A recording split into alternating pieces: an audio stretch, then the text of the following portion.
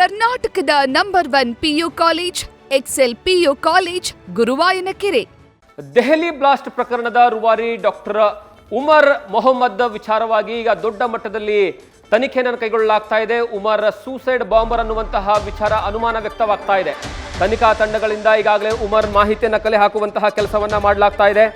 ಉಮರ್ ತಾಯಿ ಸೇರಿದಂತೆ ಅವರ ಕುಟುಂಬಸ್ಥರ ವಿಚಾರಣೆಯನ್ನ ಮಾಡುವಂತಹ ಕೆಲಸವನ್ನ ಮಾಡಲಾಗ್ತಾ ಇದೆ. ಉಮರ್ ತಾಯಿ ಮತ್ತು ಉಮರ್ನ ಇಬ್ಬರು ಸಹೋದರರನ್ನ ಈಗಾಗಲೇ ತಮ್ಮ ಸುಪರ್ದಿಗೆ ತೆಗೆದುಕೊಂಡು ತನಿಖೆಯನ್ನ ಮಾಡಲಾಗ್ತಾ ಇದೆ. ಉಮರ್ ಮೊಹಮ್ಮದ್ DNA ಟೆಸ್ಟ್ಗೂ ಸಹ ಈಗಾಗಲೇ ಪೊಲೀಸರು ಮುಂದಾಗಿದ್ದಾರೆ. ನಿನ್ನೆ ನಡೆದಿರುವಂತಹ ಘಟನೆ ಏನಿದೆಯಲ್ಲ, ಘಟನೆಯ ಮೂಲ ರೂವಾರಿ ಈ ಉಮರ್ ಮೊಹಮ್ಮದ್ ಅಂತ ಗೊತ್ತಾಗ್ತಾ ಇದೆ. ಇದೇ ಉಮರ್ ಮೊಹಮ್ಮದ್ನ ಹಿನ್ನೆಲೆಯನ್ನು ತೆಗೆದುಕೊಳ್ಳುವಂತಹ ಸಲುವಾಗಿ DNA ಟೆಸ್ಟ್ಗೆ ಈಗ ತನಿಖೆ ಅಧಿಕಾರಿಗಳು ಮುಂದಾಗಿದ್ದಾರೆ. ಆ ಕಾರಣಕ್ಕಾಗಿ ಉಮರ್ ಅವರ ತಾಯಿ ಮತ್ತು ಇಬ್ಬರು ಸಹೋದರರ DNA ಟೆಸ್ಟ್ ಅನ್ನ ಪಡ್ಕೊಳ್ಳುವಂತಹ ಕೆಲಸವನ್ನ ಮಾಡ್ತಾ ಇದ್ದಾರೆ. ಅವರನ್ನ ಈಗಾಗಲೇ ತಮ್ಮ ಸುಪರ್ದಿಗೆ ತೆಗೆದುಕೊಂಡು ಈಗಾಗಲೇ ವಿಚಾರಣೆಯನ್ನು ನಡೆಸ್ತಾ ಇರುವಂತದ್ದು. ಯಾಕಂದ್ರೆ ನಿನ್ನೆ ನೀವು ವಿಜುವಲ್ಸ್ ಅಲ್ಲಿ ನೋಡಿದಂತಹ ಸಂದರ್ಭದಲ್ಲಿ ಗೊತ್ತಾಗುತ್ತೆ, ಯಾವಾಗ 6:52 ನಡೆದಿರ್ತಕ್ಕಂತಹ ಸ್ಫೋಟ ಇದೆಯಲ್ಲ, ಆ ಸ್ಫೋಟದ ಮೂಲ ರೂವಾರಿನೇ ಈ ವ್ಯಕ್ತಿ ಡಾಕ್ಟರ್ ಉಮರ್ ಮೊಹಮ್ಮದ್. ಈ ಡಾಕ್ಟರ್ ಉಮರ್ ಮೊಹಮ್ಮದ್ ನಿನ್ನೆ 6:20 ದೆಹಲಿಯ ಒಂದು ಟೋಲ್ ಹತ್ರ ಪಾಸ್ ಆಗ್ತಾ ಇರ್ತಾನೆ. ಆ ಸಂದರ್ಭದಲ್ಲಿ ಕಾರಿನ ಒಳಗಡೆಗೆ ಇದೇ ವ್ಯಕ್ತಿ ಇದ್ದ ಅನ್ನುವಂತಹ ವಿಚಾರ ಗೊತ್ತಾಗ್ತಾ ಇದೆ. ಹಾಗಾಗಿ ಈ ವ್ಯಕ್ತಿಯ ಹಿನ್ನೆಲೆಯನ್ನು ಕಲೆ ಹಾಕುವಂತಹ ಕೆಲಸವನ್ನ ಈಗಾಗಲೇ ಪೊಲೀಸರು ಕೈಗೊಂಡಿದ್ದಾರೆ. ಆ ಕಾರಣಕ್ಕಾಗಿ ಅವರ ಕುಟುಂಬಸ್ಥರವನ್ನ ಈಗಾಗಲೇ ತಮ್ಮ ಸುಪರ್ದಿಗೆ ತೆಗೆದುಕೊಂಡು ಅವರ ವಿಚಾರಣೆಯನ್ನ ಮಾಡ್ತಾ ಇದ್ದಾರೆ. ಅದರಲ್ಲೂ ಪ್ರಮುಖವಾಗಿ ಅವರ ತಾಯಿ ಮತ್ತು ಇಬ್ಬರು ಸಹೋದರರನ್ನ ಈಗಾಗಲೇ ತಮ್ಮ ವಶಕ್ಕೆ ಪೊಲೀಸರು ಪಡ್ಕೊಂಡಿದ್ದಾರೆ. ಈಗಾಗಲೇ ಇವನೇನಾ ಉಮರ್ ಮೊಹಮ್ಮದ್ ಅಂತ ಕನ್ಫರ್ಮ್ ಮಾಡ್ಕೊಳ್ಬೇಕು ಅಂದ್ರೆ DNA ಟೆಸ್ಟ್ ಅನಿವಾರ್ಯ. ಆ ಕಾರಣಕ್ಕಾಗಿ ಇವನ ದೇಹ ಛಿದ್ರಾಗಿ ಬಿದ್ದಿತ್ತಲ್ಲ, ಛಿದ್ರಾಗಿ ಬಿದ್ದಿರುವಂತಹ ದೇಹದ ಭಾಗಗಳ ಸ್ಯಾಂಪಲ್ ಅನ್ನು ಕಲೆಕ್ಟ್ ಮಾಡುವಂತಹ ಕೆಲಸವನ್ನ ಪೊಲೀಸರು ಮಾಡಿದ್ದಾರೆ. ಇವನ DNA ಟೆಸ್ಟ್ ಆಗುತ್ತೆ. DNA ಅವರ ತಾಯಿ ಮತ್ತೆ ಸಹೋದರರ ಜೊತೆಗೆ ಮ್ಯಾಚ್ ಮಾಡುವಂತಹ ಕೆಲಸವನ್ನ ಮಾಡ್ತಾರೆ. ಅದಾದ ಮೇಲೆ ಈ ವ್ಯಕ್ತಿ ಕನ್ಫರ್ಮ್ ಆಗಿ ಉಮರ್ ಮೊಹಮ್ಮದ್ ಹೌದಾ ಅಲ್ವಾ ಅನ್ನುವಂತಹ ವಿಚಾರವನ್ನ ತನಿಖೆಯ ಸಂದರ್ಭದಲ್ಲಿ ಗೊತ್ತಾಗುತ್ತೆ. ಹಾಗಾಗಿ ಈಗ ಆರಂಭಿಕ ಹಂತಗಳಲ್ಲಿ ಅವರ ಕುಟುಂಬವನ್ನ ತಮ್ಮ ಸುಪರ್ದಿಗೆ ಪಡ್ಕೊಂಡು ಈಗಾಗಲೇ ವಿಚಾರಣೆ ನಡೆಸುವಂತಹ ಕೆಲಸವನ್ನ ಪೊಲೀಸರು ಮಾಡ್ತಾ ಇದ್ದಾರೆ.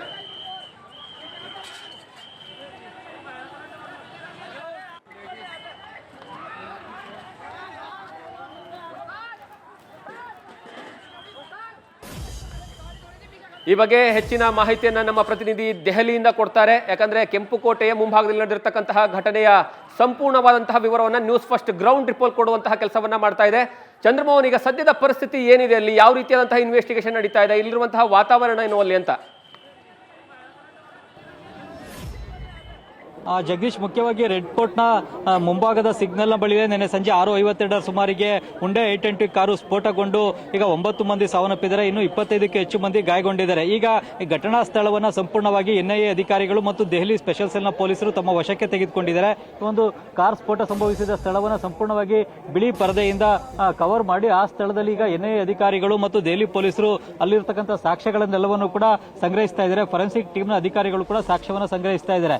ಈಗಷ್ಟೇ ಒಂದು ಸೂಟ್ ಕೇಸ್ ಅನ್ನು ಕೂಡ ಕಮಾಂಡೋ ಪಡೆ ತೆಗೆದುಕೊಂಡು ಹೋಗಿದೆ. ಆ ಸೂಟ್ ಕೇಸ್ ನಲ್ಲಿ ಅಲ್ಲಿ ಸಿಕ್ಕಂತಹ ಸಾಕ್ಷ್ಯಗಳೆಲ್ಲವನ್ನು ಕೂಡ ಸಂಗ್ರಹಿಸಿಕೊಂಡು ತೆಗೆದುಕೊಂಡು ಹೋಗಲಾಗುತ್ತೆ ಮತ್ತು ಫೊರೆನ್ಸಿಕ್ ಲ್ಯಾಬ್ ನಲ್ಲಿ ಅವುಗಳನ್ನು ಪರೀಕ್ಷೆಯನ್ನು ಮಾಡಲಾಗುತ್ತೆ.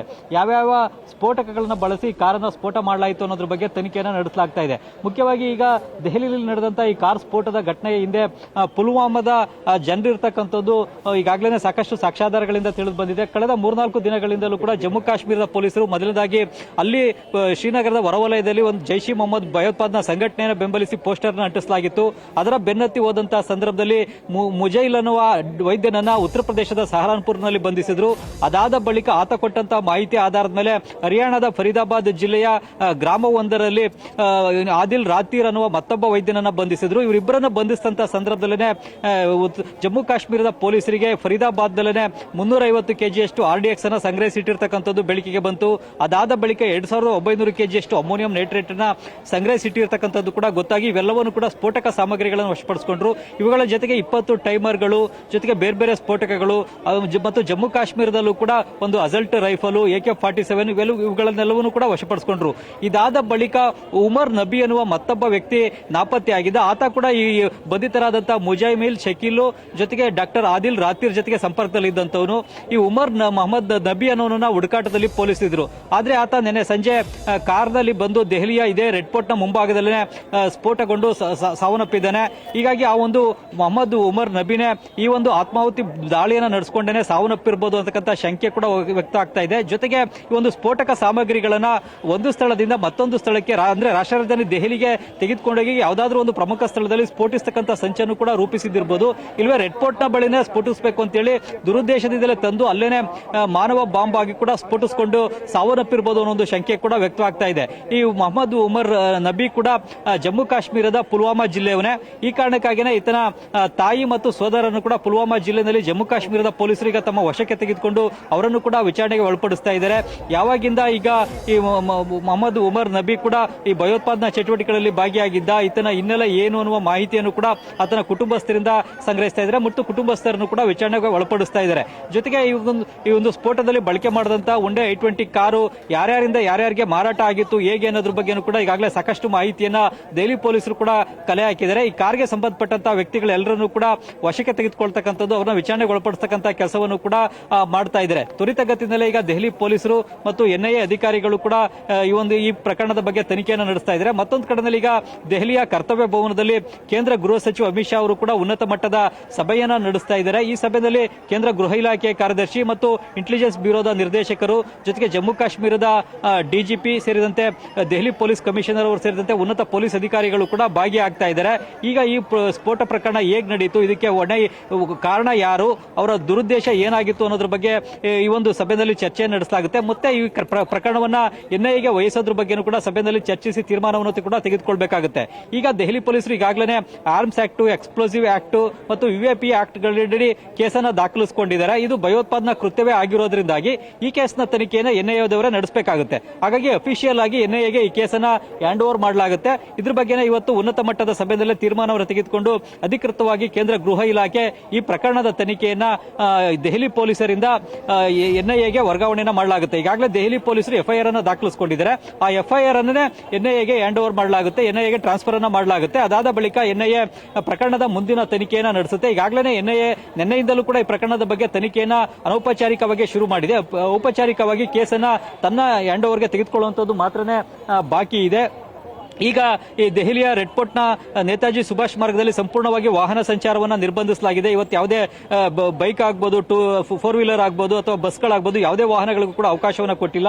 ಈ ಒಂದು ಸ್ಫೋಟ ನಡೆದಂತಹ ಸ್ಥಳವನ್ನ ಸಂಪೂರ್ಣವಾಗಿ ತಮ್ಮ ವಶಕ್ಕೆ ತೆಗೆದುಕೊಂಡು ಅಲ್ಲಿ ಇರುವಂತಹ ಸಾಕ್ಷ್ಯಾಧಾರಗಳನ್ನ, ಫರೆನ್ಸಿಕ್ ಎವಿಡೆನ್ಸ್ಗಳೆಲ್ಲವನ್ನೂ ಕೂಡ ಈಗ NIA ಅಧಿಕಾರಿಗಳು, ದೆಹಲಿ ಸ್ಪೆಷಲ್ ಸೆಲ್ನ ಪೊಲೀಸರು ಮತ್ತು ಬೇರೆ ಬೇರೆ ರಾಷ್ಟ್ರೀಯ ತನಿಖಾ ಏಜೆನ್ಸಿಗಳು ಕೂಡ ಸ್ಥಳಕ್ಕೆ ಬಂದು ಸಂಗ್ರಹಿಸ್ತಾ ಇದ್ದಾರೆ. ಈಗಲೂ ಕೂಡ ತಾವು ನೋಡಬಹುದು ಬೇರೆ ಬೇರೆ ತನಿಖಾ ಸಂಸ್ಥೆಗಳ ಅಧಿಕಾರಿಗಳು ಕೂಡ ಸ್ಥಳಕ್ಕೆ ಭೇಟಿಯನ್ನು ಕೊಡ್ತಾ ಇದ್ದಾರೆ. ಒಂದು ಆ ಸ್ಥಳದಲ್ಲಿ ಏನೇನು ಸಾಕ್ಷ್ಯಾಧಾರಗಳು ಸಿಗುತ್ತೆ ಅವೆಲ್ಲವನ್ನೂ ಕೂಡ ಸಂಗ್ರಹಿಸಲಾಗುತ್ತೆ. ಮುಖ್ಯವಾಗಿ ಕಾರನ್ನ ಸ್ಫೋಟವನ್ನು ನಡೆಸಲಿಕ್ಕೆ RDX ಅನ್ನ ಬಳಸಲಾಗಿತ್ತಾ ಅಥವಾ ಅಮೋನಿಯಂ ನೈಟ್ರೇಟ್ ಅನ್ನ ಬಳಸಲಾಗಿತ್ತಾ, IED ಅನ್ನ ಬಳಸಿ ಈ ಒಂದು ಕಾರನ್ನ ಸ್ಫೋಟ ಮಾಡಲಾಗಿದೆಯಾ, ಹೇಗೆ?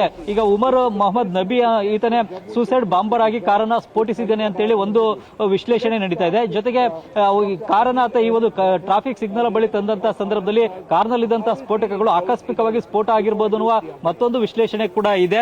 ಈಗ ಬೇರೆ ಬೇರೆ ಆಂಗಲ್ಗಳಲ್ಲಿ ಈ ಒಂದು ಸ್ಫೋಟದ ಬಗ್ಗೆ ತನಿಖೆಯನ್ನ ನಡೆಸಲಾಗ್ತಾ ಇದೆ. ಈ ಒಂದು ತನಿಖೆ ಸಂಪೂರ್ಣವಾದ ಬಳಿಕ ಅಷ್ಟೇ ಇದು ಆಕಸ್ಮಿಕವಾಗಿ ಸ್ಫೋಟಕವನ್ನು ಸಾಗಿಸುವಂತಹ ಸಂದರ್ಭದಲ್ಲಿ ಆದಂತಹ ಸ್ಫೋಟವೇ ಇಲ್ವೇ ಉಮರ್ ಮೊಹಮ್ಮದ್ ನಬಿ ಈತ ಸೂಸೈಡ್ ಬಾಂಬರ್ ಆಗಿ ತನ್ನನ್ನು ತಾನು ಸ್ಫೋಟಿಸಿಕೊಂಡ ಹೇಗೆ ಅನ್ನತಕ್ಕಂಥದ್ದು ಸ್ಪಷ್ಟವಾಗಿ ಗೊತ್ತಾಗುತ್ತೆ. ಯಾಕಂತಂದ್ರೆ ಆತನ ಸಹಚರಾಗಿದ್ದಂತಹ ಓರ್ವ ಮಹಿಳೆ ಸೇರಿದಂತೆ 3 ವೈದ್ಯರನ್ನ ಅದಾಗ್ಲೇ ಜಮ್ಮು ಕಾಶ್ಮೀರದ ಪೊಲೀಸರು ಬಂಧಿಸಿದ್ರು. ಲಕ್ನೋದಲ್ಲೂ ಕೂಡ ಓರ್ವ ಮಹಿಳೆಯನ್ನ ಬಂಧಿಸಲಾಗಿತ್ತು. ಆಕೆ ಕೂಡ ಈ ಮುಜಮಿಲ್ ಶಕೀಲು ಮತ್ತು ಆದಿಲ್ ರಾತರ್ ಅನ್ನುವ ವೈದ್ಯರ ಜೊತೆಗೆ ಸಂಪರ್ಕದಲ್ಲಿದ್ದಂತ ಮಹಿಳೆ ಆಗಿದ್ಲು. ಹಾಗಾಗಿ ನೆಕ್ಸ್ಟ್ ತನ್ನನ್ನ ಬಂಧಿಸಬಹುದು ಅನ್ನುವ ಭಯದಿಂದ ಉಮರ್ ಮೊಹಮ್ಮದ್ ನಬಿ ಕಾರ್ನಲ್ಲಿ ಸ್ಫೋಟಕವನ್ನು ತೆಗೆದುಕೊಂಡು ಫರೀದಾಬಾದ್ ನಿಂದ ದೆಹಲಿಗೆ ಬಂದಿದ್ನ ಅಥವಾ ದೆಹಲಿನಲ್ಲಿ ಎಲ್ಲಾದ್ರೂ ಬೇರೆ ಇನ್ನೊಂದು ಪ್ರಮುಖವಾದಂತಹ ಸ್ಥಳಕ್ಕೆ ಹೋಗೇನೆ ಸ್ಫೋಟವನ್ನು ನಡೆಸತಕ್ಕಂತಹ ಸಂಚನ್ನ ರೂಪಿಸಿದ್ದಿರಬಹುದು ಅನ್ನುವ ಶಂಕೆ ಕೂಡ ಇದೆ. ಹೀಗಾಗಿ ಇದೆಲ್ಲದರ ಬಗ್ಗೆ ಈಗ NIA ಅಧಿಕಾರಿಗಳೇ ತನಿಖೆಯನ್ನು ನಡೆಸ್ತಾರೆ. ಹೀಗಾಗಿ ಯಾವುದೇ ಇದು ಸ್ಪಷ್ಟವಾಗಿ ಈಗ ಭಯೋತ್ಪಾದನಾ ಕೃತ್ಯ ಅನ್ನತಕ್ಕಂಥದ್ದು ಖಚಿತಪಟ್ಟಿದೆ. ಆ ಕಾರಣಕ್ಕಾಗಿ ಈಗ NIAಗೂ ಕೂಡ ಈ ಕೇಸನ್ನ ಹ್ಯಾಂಡ್ ಓವರ್ ಮಾಡಲಾಗುತ್ತೆ. ಮುಖ್ಯವಾಗಿ ಇದೇ ದೆಹಲಿಯ ರೆಡ್ ಫೋರ್ಟ್ ನ ಬಳಿ ಹಿಂದೆ 1997, 2000 ಇಸ್ವಿನಲ್ಲಿ ಸ್ಫೋಟ ನಡೆದಿದೆ. 2013ರಲ್ಲಿ ದೆಹಲಿಯ ಹೈಕೋರ್ಟ್ ನ ಬಳಿನಲ್ಲೂ ಕೂಡ ಸ್ಫೋಟ ನಡೆದಿತ್ತು. ಆಗ ಕೇಂದ್ರದಲ್ಲಿ UPA ಸರ್ಕಾರ ಇತ್ತು. ಕೇಂದ್ರ ಗೃಹ ಸಚಿವರಾಗಿ P. ಚಿದಂಬರಂ ಅವರು ಇದ್ರು. ದೆಹಲಿ ಹೈಕೋರ್ಟ್ ನ ಬಳಿ ಸ್ಫೋಟ ನಡೆದ ಬಳಿಕ ದೆಹಲಿನಲ್ಲಿ ಯಾವುದೇ ಪ್ರಮುಖವಾದಂತಹ ಸ್ಫೋಟಕಗಳು ನಡೆದಿರಲಿಲ್ಲ. ಈಗ 11 ವರ್ಷದ ಬಳಿಕ ದೆಹಲಿನಲ್ಲಿ ಒಂದು ದೊಡ್ಡ ಮಟ್ಟದ ಭಯೋತ್ಪಾದನಾ ಕೃತ್ಯ, ಭಯೋತ್ಪಾದನಾ ಸ್ಫೋಟದ ಘಟನೆ ನಡೆದಿದೆ. ಹಾಗಾಗಿ ದೆಹಲಿಯ ಜನ ಕೂಡ ಬೆಚ್ಚಿ ಬಿದ್ದಿದ್ದಾರೆ. ದೆಹಲಿನಲ್ಲಿ ಈಗ ಕಳೆದ 11 ವರ್ಷಗಳಲ್ಲಿ ಶಾಂತಿನೇ ನೆಲೆಸಿತ್ತು. ಯಾವುದೇ ದೊಡ್ಡ ಭಯೋತ್ಪಾದನಾ ಕೃತ್ಯಗಳು, ಸ್ಫೋಟಕಗಳು ನಡೆದಿರಲಿಲ್ಲ. ಆದ್ರೀಗ ಇದ್ದಕ್ಕಿದ್ದಂತಾನೆ ಈಗ ದೆಹಲಿಯ ಪ್ರಮುಖವಾದಂತಹ ಸ್ಥಳವಾದಂತಹ ಐತಿಹಾಸಿಕ ಸ್ಥಳವಾದಂತಹ ರೆಡ್ ಫೋರ್ಟ್ ನ ಮುಂಭಾಗದಲ್ಲೇ ಈ ಕಾರ್ನಲ್ಲಿ ಸ್ಫೋಟ ಸಂಭವಿಸಿ ಈಗ 9 ಮಂದಿ ಸಾವನ್ನಪ್ಪಿದ್ದಾರೆ, 25ಕ್ಕೂ ಹೆಚ್ಚು ಜನ ಗಾಯಗೊಂಡಿದ್ದಾರೆ. ಹಾಗಾಗಿ ಈಗ ದೆಹಲಿನಲ್ಲಿ ಎಲ್ಲವೂ ಕೂಡ ಹೈ ಅಲರ್ಟ್ ಅನ್ನು ಘೋಷಣೆ ಮಾಡಲಾಗಿದೆ. ದೆಹಲಿಯ ಜನ ಕೂಡ ಬೆಚ್ಚಿ ಬಿದ್ದಿದ್ದಾರೆ. ಮುಖ್ಯವಾಗಿ ದೆಹಲಿನಲ್ಲಿ ಈ ಹಿಂದೆ ಒಂದು ಜನನಿಬಿಡ ಮಾರ್ಕೆಟ್ ಗಳನ್ನ ಗುರಿಯಾಗಿಸಿಕೊಂಡು ಕೂಡ ಸ್ಫೋಟಗಳನ್ನು ನಡೆಸಲಾಗಿತ್ತು. ಲಜಪತ್ ನಗರ್ ಮಾರ್ಕೆಟ್, ಸರೋಜಿ ನಗರ್ ಮಾರ್ಕೆಟ್ ಸೇರಿದಂತೆ ಬೇರೆ ಬೇರೆ ಮಾರ್ಕೆಟ್ಗಳಲ್ಲಿ ಮತ್ತು ಕರೋಲ್ ಬಾಗ್ ಮಾರ್ಕೆಟ್ ನಲ್ಲೂ ಕೂಡ ಸ್ಫೋಟಗಳನ್ನು ನಡೆಸಲಾಗಿತ್ತು. ಆದ್ರೆ ಈಗ ಈ ಒಂದು ರೆಡ್ ಫೋರ್ಟ್ ನಲ್ಲಿ ಈಗ 3ನೇ ಬಾರಿಗೆ ಇತ್ತೀಚಿನ ವರ್ಷಗಳಲ್ಲೇ ಸ್ಫೋಟ ನಡೆದಿದೆ. ಹಾಗಾಗಿ ಈ ಒಂದು ಪ್ರಕರಣ ಕೂಡ ಬಗ್ಗೆನೂ ಕೂಡ ಭೇದಿಸತಕ್ಕಂತ ಕೆಲಸವನ್ನ ಈಗ ಎನ್ಐಎ ಅಧಿಕಾರಿಗಳು ಮಾಡಬೇಕಾಗಿದೆ. ಆ ನಿಟ್ಟಿನಲ್ಲಿ ಈಗ ತನಿಖೆಯನ್ನು ಕೂಡ ಚುರುಕುಗೊಳಿಸಿದ್ದಾರೆ. ಇಲ್ಲಿ ಘಟನಾ ಸ್ಥಳದಲ್ಲಿ ಸಿಗುವಂತಹ ಸಾಕ್ಷ್ಯಗಳೆಲ್ಲವನ್ನು ಕೂಡ ಸಂಗ್ರಹಿಸತಕ್ಕಂತ ಕೆಲಸವನ್ನ ಮಾಡಲಾಗ್ತಾ ಇದೆ. ಮುಖ್ಯವಾಗಿ ಈ ಪುಲ್ವಾಮಾ ಜಿಲ್ಲೆಯಲ್ಲಿ ಸಾಕಷ್ಟು ಮಂದಿ ಭಯೋತ್ಪಾದನಾ ಕೃತ್ಯಗಳಲ್ಲಿ ಭಾಗಿಯಾಗಿರ್ತಕ್ಕಂಥದ್ದು ಕೂಡ ಮೇಲ್ನೋಟಕ್ಕೆ ಕಂಡು ಬರ್ತಾ ಇದೆ.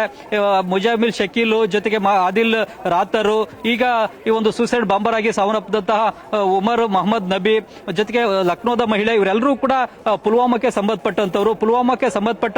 ಪುಲ್ವಾಮಾ ಜಿಲ್ಲೆಯ ವ್ಯಕ್ತಿಗಳೇ ಫರೀದಾಬಾದ್ ಮತ್ತು ಉತ್ತರ ಪ್ರದೇಶದ ಸಹಾರನ್ಪುರ್, ಈಗ ದೇಶದ ಬೇರೆ ಬೇರೆ ಭಾಗಗಳಿಗೆ ಬಂದು ನೆಲೆಸಿದ್ದಾರೆ. ಅಲ್ಲಿ ತಮ್ಮ ಭಯೋತ್ಪಾದನಾ ಕೃತ್ಯಗಳನ್ನ ಮುಂದುವರಿಸಲಿಕ್ಕೆ ಬೇಕಾದಂತಹ ಒಂದು ಸ್ಫೋಟಕ ಸಾಮಗ್ರಿಗಳನ್ನ ಕೂಡ ಸಂಗ್ರಹಿಸಿಟ್ಕೊಂಡಿದ್ದಾರೆ. ಈ ಸ್ಫೋಟಕ ಸಾಮಗ್ರಿಗಳನ್ನ ಸಂಗ್ರಹಿಸಿಟ್ಕೊಂಡು ಯಾವುದಾದ್ರೂ ಒಂದು ಪ್ರಮುಖ ಸ್ಥಳಗಳಲ್ಲಿ ಸ್ಫೋಟವನ್ನು ನಡೆಸತಕ್ಕಂತಹ ಸಂಚನ್ನು ಕೂಡ ರೂಪಿಸಿದ್ರು. ಆದ್ರೆ ಅದೃಷ್ಟವಶಾತ್ ಅದೆಲ್ಲವನ್ನು ಕೂಡ ವಿಫಲಗೊಳಿಸುವಲ್ಲಿ ಜಮ್ಮು ಕಾಶ್ಮೀರ ಪೊಲೀಸರೇ ಯಶಸ್ವಿಯಾಗಿದ್ದಾರೆ. ಜಮ್ಮು ಕಾಶ್ಮೀರ ಪೊಲೀಸರ ಒಂದು ತ್ವರಿತ ತನಿಖೆ, ಅವರು ಜಾಗೃತರಾಗಿ ಒಂದು ಪೋಸ್ಟರ್ ನ ಅಂಟಿಸಿದ್ದನ್ನ ಬೆನ್ನತ್ತಿ ಹೋದಂತಹ ಸಂದರ್ಭದಲ್ಲೇ ಈ 350 ಕೆಜಿಯಷ್ಟು RDX ಜೊತೆಗೆ 2900 ಕೆಜಿಯಷ್ಟು ಅಮೋನಿಯಂ ನೈಟ್ರೇಟ್ ಪತ್ತೆಯಾಗಿದೆ. ಈ ಅಮೋನಿಯಂ ನೈಟ್ರೇಟ್ ಅನ್ನ ಸುಧಾರಿತ ಸ್ಫೋಟಕ ಸಾಮಗ್ರಿಯನ್ನ ಅಂದ್ರೆ IED ಬಾಂಬ್ ಅನ್ನ ತಯಾರು ಮಾಡಲಿಕ್ಕೆ ಬಳಕೆಯನ್ನ ಮಾಡಲಾಗುತ್ತೆ. ಹಾಗಾಗಿ ಒಂದು ಅಮೋನಿಯಂ ನೈಟ್ರೇಟ್ ಅನ್ನ ವಶಪಡಿಸಿಕೊಂಡಿದ್ರಿಂದಾಗಿ ಅವರಿಗೆ ಸ್ಫೋಟವನ್ನು ನಡೆಸಲಿಕ್ಕೆ ಆಗಿಲ್ಲ. ಆದ್ರೆ ಬೇರೆ ಕಡೆನೂ ಕೂಡ ಇನ್ನಷ್ಟು ಸ್ಫೋಟಕ ಸಾಮಗ್ರಿಗಳನ್ನ ಸಂಗ್ರಹಿಸಿಟ್ಟಿದ್ರು.